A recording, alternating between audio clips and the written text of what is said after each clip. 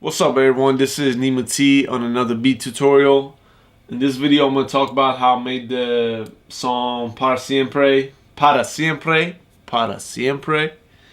Vicente Fernandez, which is a Hispanic artist. And I wanted to switch it up. I usually do Persian songs, but I want to, always try something new, kind of that way I diversify myself.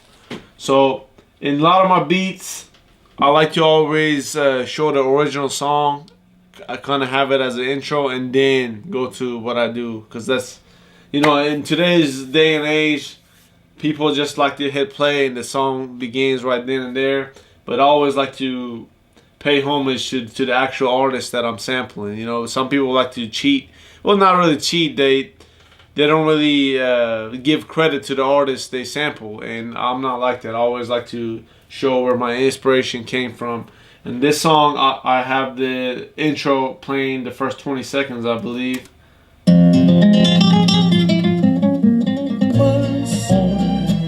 So in this song, I was paying attention to a part. Usually when I make these sample beats, you got to look for a part that's just the instrumentation, so no vocals. Because if it has vocals, I always tell people it's a lot harder. I'm not saying it can't be done, but let's say like if you picture this beat being a 4x4 sequence, sometimes the artist, if the beat starts right there, sometimes the artist might come in earlier than the beat drops. So what happens when you need to chop that beat right there when the sample is hitting? That beat is going to be off because you're cutting off the vocal. So you really can't chop it up. So I'm pretty sure that didn't make sense to you, but if you're a beat maker or a producer, it does, because you know what I'm talking about. So yeah, on this beat, oops, what did I do? On this beat, I just listen to this part that I like, and I use Slice X or Slicer, whichever works for you. And I'm using FL Studio if you don't know. But basically, I threw it in Slice X and I just chop it up.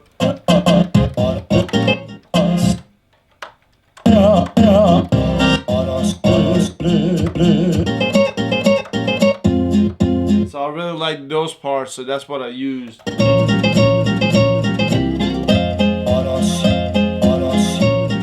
I just looped that.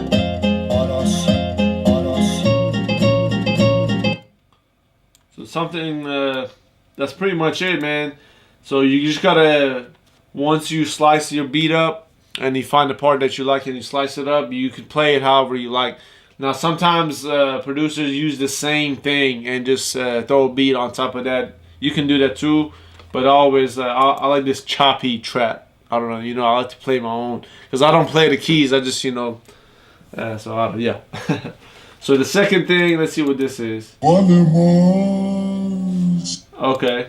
I just I slow down the pitch and then I had it playing on top of the sample. Vale más, whatever that means. So I'll play that kind of like, I like the way sometimes I don't listen to I just listen to the vocal, and it's in the same key as, obviously it's in the same key as the beat, but I just have it in the background, kind of like a lower pitch. Really, other than that, it's just the sequencing that's what made this beat. Really, it's just the way I sequence this beat. Just added some hard kick and snare.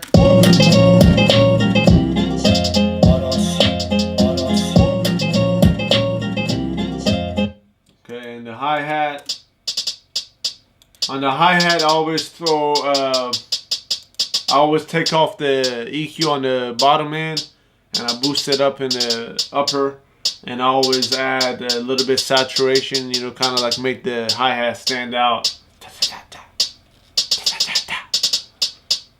Okay, and I guess I gotta tell you guys how I mix this beat. Yeah, the mixing, sometimes it's, where the beat comes alive. And on this one, really, the kick, you just gotta decide which one is the main element of your beat. So then you mix accordingly, you know what I mean? Sometimes if you have too many instruments, that's not good, which is one of my problems in the past. Just have too many instruments that have the same frequency, and it's like, at that point, it just becomes a hassle to mix, because you're taking away so much from one instrument that it doesn't even sound good anymore because you're trying to make room for the other ones. So after that, let me see. Yeah, because the sample, you know, it gets repetitive. For me, I don't like my beats. If I may mention this in my previous tutorials, I hate my beats being boring. So a lot of people just loop the beats over and over. What I like to do is always like to intrigue the listener and just switch up on them. And it's really cool too, because when you're performing to one of my beats and it always has a switch up, and people just kind of freak out, I guess. So on this beat, I have a second switch up. Let me pull it up. Bear with me. No. Okay, there it is. Right there. Don't even know my own beat. Okay, on the second switch up, it's from the same samples that I chopped. I just play them differently to kind of have this variation. So this is how the second one sounds.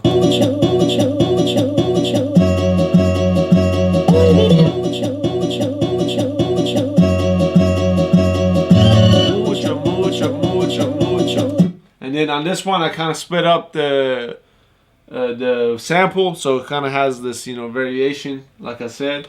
And then the hi-hats, I did it more extreme on this one, just constant.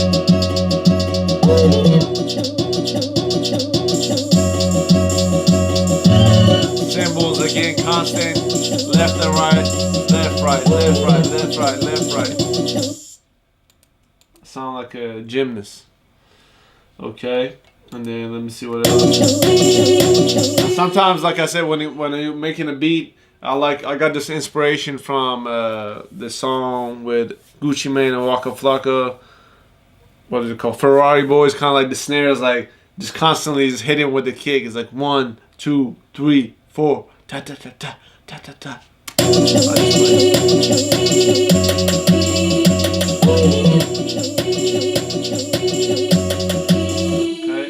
Second thing I added, this is my own sound. I added a little choir, a female choir, kind of like complementing the sample. Okay.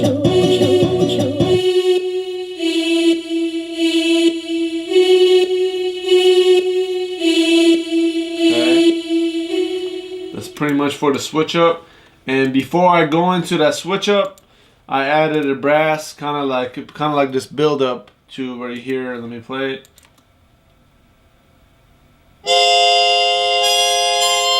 Just that little, you know, build up kind of like shows the transition is coming. You know, it tells the audience I'm about to flip the script. Like. Okay.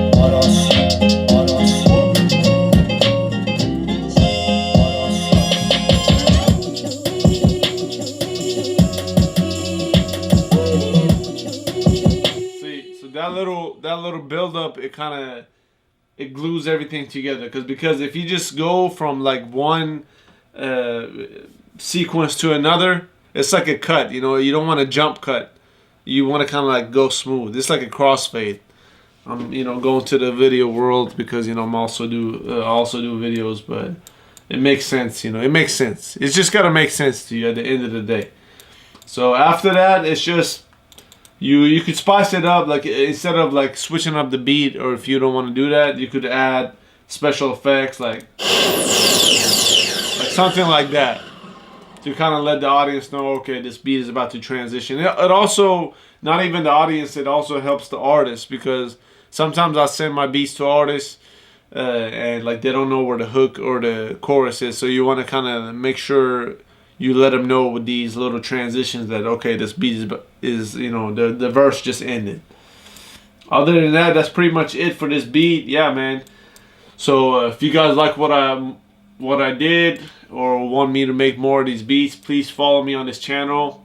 On my YouTube channel, I'll be uploading beats on a weekly. If you're an artist, just tell me what kind of beat you like, and just drop a comment and stay in touch. Thanks for watching. Nima T. Yeah.